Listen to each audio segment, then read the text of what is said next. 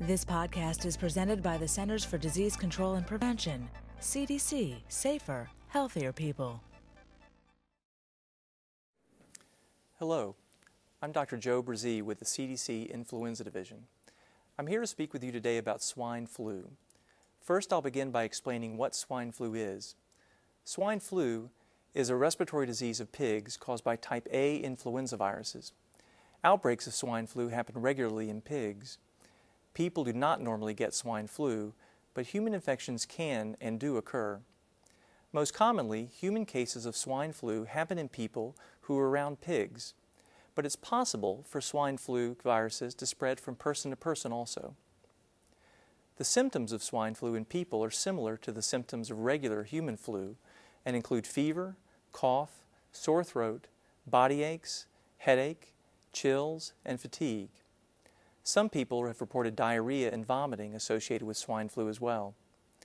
In the past, severe illnesses such as pneumonia and respiratory failure, as well as deaths, have been reported with swine influenza infection in people as well. Like seasonal flu, swine flu may cause a worsening of underlying chronic medical conditions. I'll now discuss the severity of swine flu illnesses in people. Similar to seasonal flu, swine flu in humans can vary in severity from mild to severe. Between 2005 until January 2009, 12 human cases of swine flu were detected in the United States with no deaths occurring. However, swine flu infection can be serious. In September 1988, a previously healthy 32-year-old pregnant woman in Wisconsin was hospitalized for pneumonia after being infected with swine flu, and she died 8 days later. A swine flu outbreak in Fort Dix, New Jersey occurred in 1976 that caused more than 200 cases with severe illness in several people and one death. Spread of swine flu can occur in two ways. The first way is through contact with infected pigs or environments contaminated with swine flu viruses. The second way is through contact with a person infected with a swine flu virus. Human-to-human spread of swine flu has also been documented and is thought to occur in the same way as seasonal flu.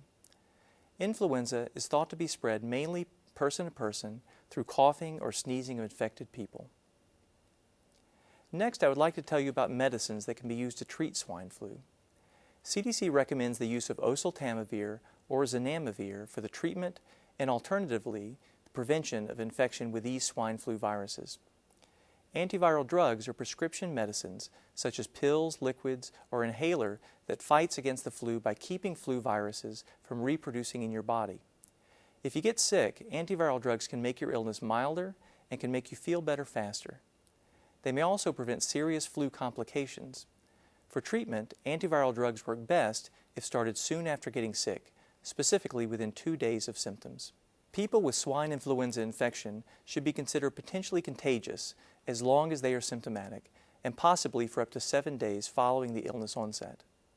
Children, especially younger children, might potentially be contagious for longer periods. There is no vaccine available right now to protect against swine flu. However, there are everyday actions that people can take to help prevent the spread of germs that cause respiratory illnesses like influenza. Take these everyday steps to protect your health. Cover your nose and mouth with a tissue when you cough or sneeze. Throw the tissue in the trash after you use it. Wash your hands often with soap and water, especially after you cough or sneeze. Alcohol-based hand cleaners are also effective. Try to avoid close contact with sick people. If you get sick with influenza, CDC recommends that you stay home from work or school and limit contact with others to keep from infecting them. Avoid touching your eyes, nose, or mouth because germs can spread that way. Now I will move on to discuss what you should do if you get sick.